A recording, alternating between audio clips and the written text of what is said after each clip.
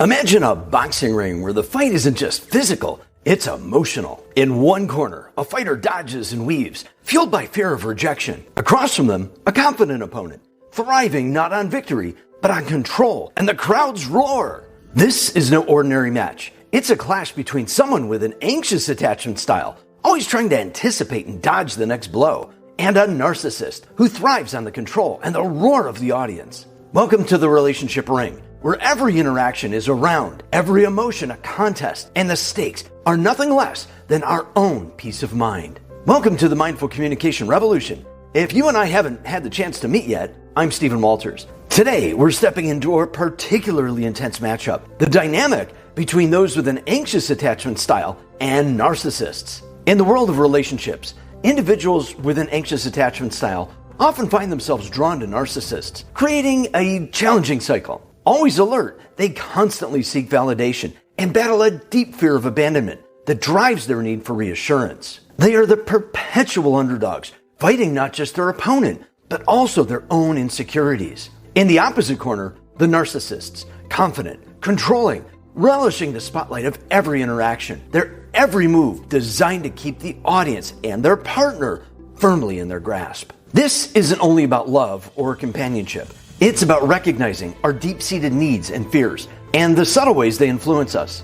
As we step further into this complex interaction, remember, our goal isn't to judge, but to understand and find ways to effectively communicate with those who think and feel differently.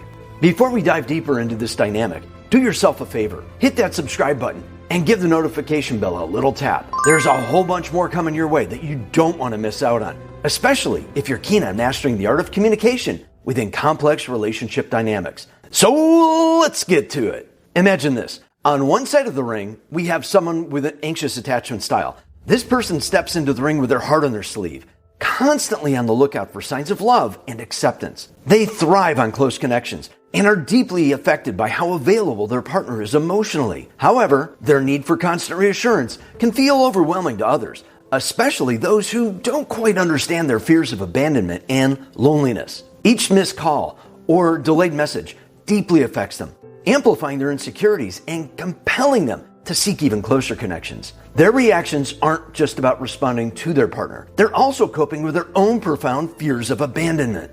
Now, consider the narcissist, not merely participating, but dominating interactions to remain the focus. Their charming and grandiose behaviors aim not just to please, but to control, driven by an insatiable need for admiration and a desire to always be seen as superior. Their quest for constant attention not only feeds their ego, but also overshadows others' emotional needs. Each interaction is strategic, designed to maintain their dominance, often sacrificing genuine connections. Their partner's needs? Those often get sidelined in the narcissist's quest to ensure that all eyes and applause remain on them. As the anxious attachment desperately seeks a deeper connection, they pour out their heart, striving to close the emotional gap. Meanwhile, the narcissist calculates each response with precision. They dole out affection in measured doses, just enough to keep their partner hooked, but always on their terms. Their seemingly warm gestures are carefully timed, and their criticisms, often cloaked as humor, cut deeply.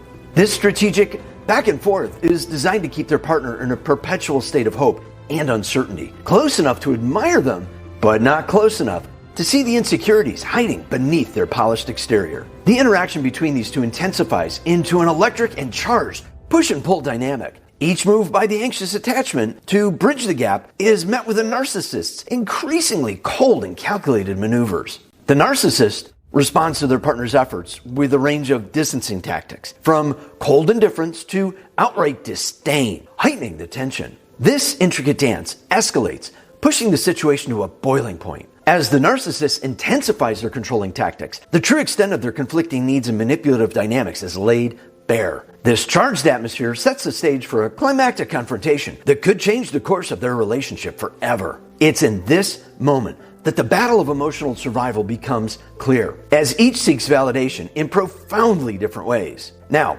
as the tension builds between our anxious attachment and the narcissist, let's see what happens when these two worlds collide at full force. This confrontation will not only reveal the true colors of each fighter, but will also set the stage for crucial insights. And stay tuned, because right after this pivotal moment, I'll be sharing 10 essential tips and strategies on how to effectively navigate and manage this type of challenging relationship. In a pivotal moment, Jenna, overwhelmed by her need for closer connection, confronts Marcus. Despite her efforts to bridge their emotional gap, his responses grow increasingly cold and critical. Faced with dismissive attitude, she's forced to confront the painful reality that their needs might never align. During a particularly tense exchange, Jenna lays bare her deepest fears and desires for genuine affection, only to be met with Marcus's most devastating counter, indifference masked as critique. This moment of raw vulnerability triggers a profound shift. For Jenna, it's a painful realization that her emotional needs may never align with Marcus's relentless pursuit of adulation.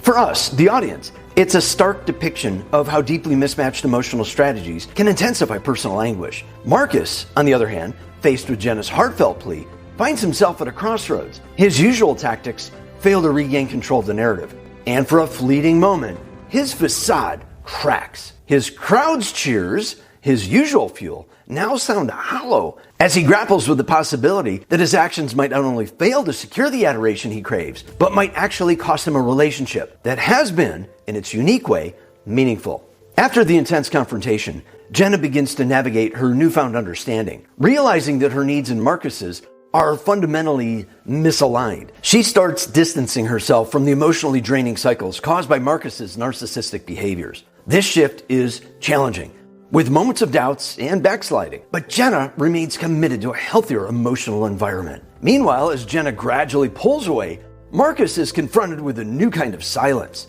Deprived of her constant admiration, he's forced to reflect, a process he has long avoided. His journey into self-awareness is slow and often reluctant, but it marks the beginning of a critical transformation. As Marcus confronts the void left by Jenna's absence, he begins to grapple with the long-term consequences of his behaviors. During this time, Jenna also seeks out advice and strategies to handle relationships like these better in the future. Here are the 10 strategies she finds valuable.